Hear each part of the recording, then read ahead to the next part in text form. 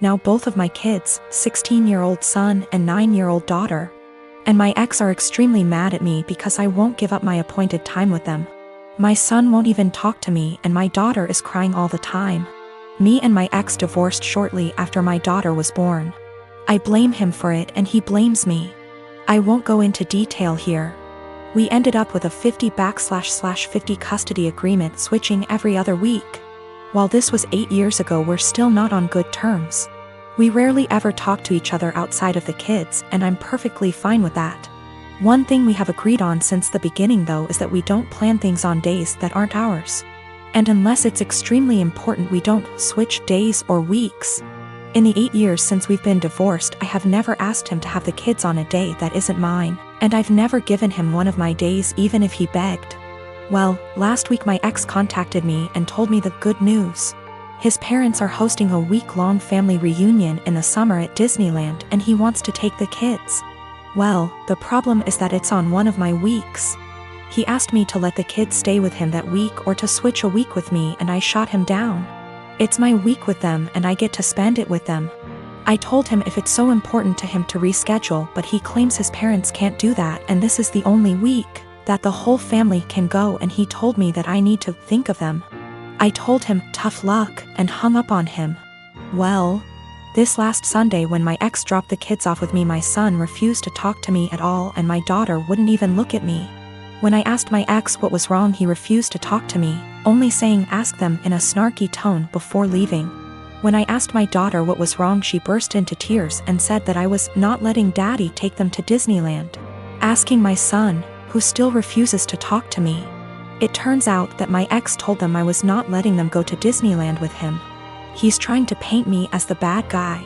I sat both of them down last night to talk to them and explain it's my week with them, but they refuse to listen to me. My daughter just cried and my son told me I'm only doing this to get back at my ex. I think it's unfair for him to do this when his parents scheduled it during my time with them. I demanded an apology from my ex and him to set things straight, but he refuses, and his last text to me being, "Can't tell them the truth cause they already know it." I'm so pissed right now. My fiancé, male 28 years old, and I, female 30 years old, have been together for 3 years. I used to live close to work and used public transportation, but after I moved into his house, which is hours away from work, I bought myself a car since I'm a nurse, and also since there isn't any hospitals close to where we live that I could transfer to. My fiancé's car hasn't been working for close to 2 months now. It requires so much money to get it fixed and he refused my financial help when I offered it.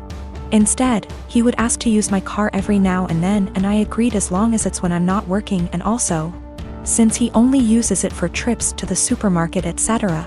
On New Year's Eve, he told me he wanted to use my car to go hang out with his friends and celebrate, but I declined because I had to cover a night shift and needed my car to travel to work. He insisted and even suggested I take the night off or swap shifts with another nurse, but I couldn't do that last minute. I thought he dropped it then, but when I went into the shower and got out, I couldn't find him nor my car. I freaked out and started calling for half an hour, but he didn't answer me. I tried again till one of his friends picked up. I demanded he give the phone to my fiancé, but he said they were out and confirmed that he took my car and told me that my fiancé said that it's better that I skip my shift and he'll be back with my car later. I couldn't take it. I felt so enraged. I had my fiancé on the phone telling him I did not consent for him to take my car to go hang out with friends, and said I'd call the police to get it back if he refused to come back with it.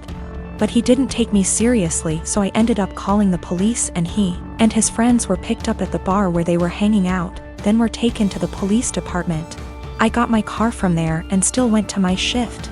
My fiancé was let go hours after I left, and he blew up my phone with missed calls and texts about how I was out of my mind to call the police on him and put him in this situation.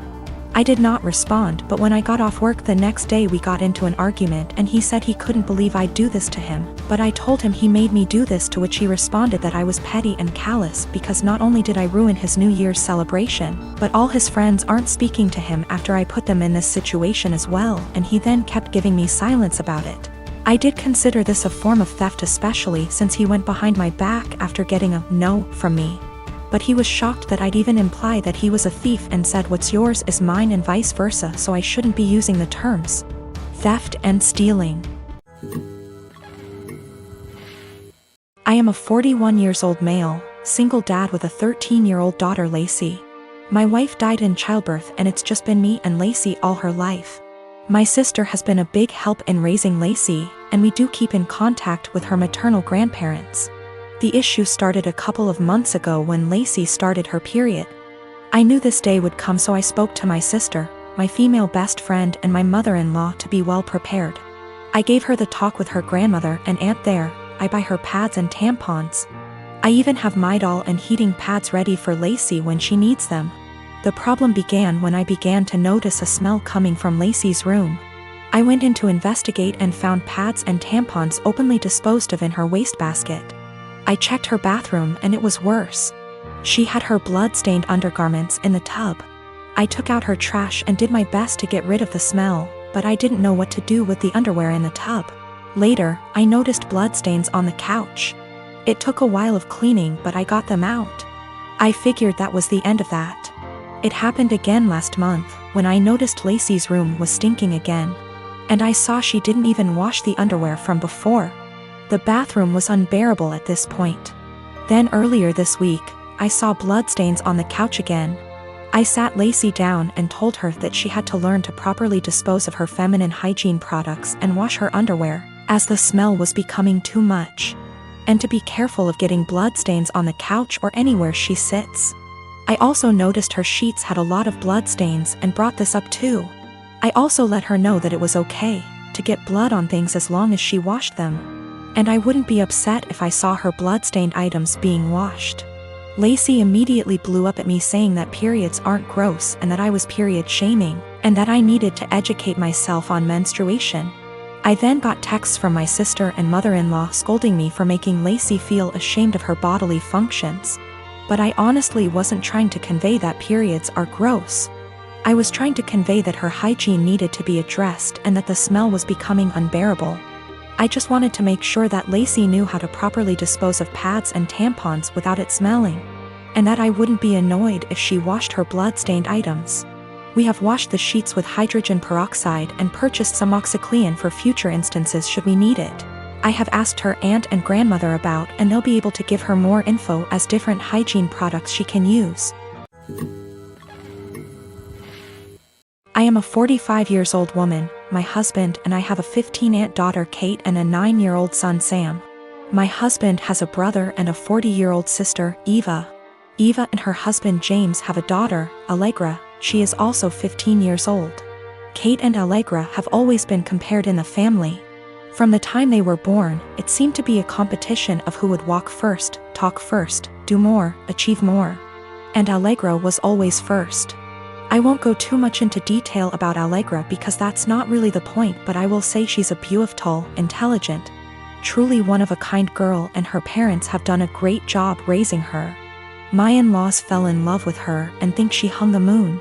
This bothered me and made me sad for Kate, but I let it go for the most part. There's no doubt in my mind that they love all the kids equally, but out of the two girls you can tell who they admire more. Every summer, the whole family visits a holiday home that Eva shares with my in-laws. Over the summer, Kate met a boy, Luke, who was also holidaying in the area. They started dating. This was Kate's first experience with boys. Allegra had friends who were nearby, so for our first few weeks we didn't see her much. About 3/4 of the way through the holiday, Kate invited the boy she'd been seeing to dinner.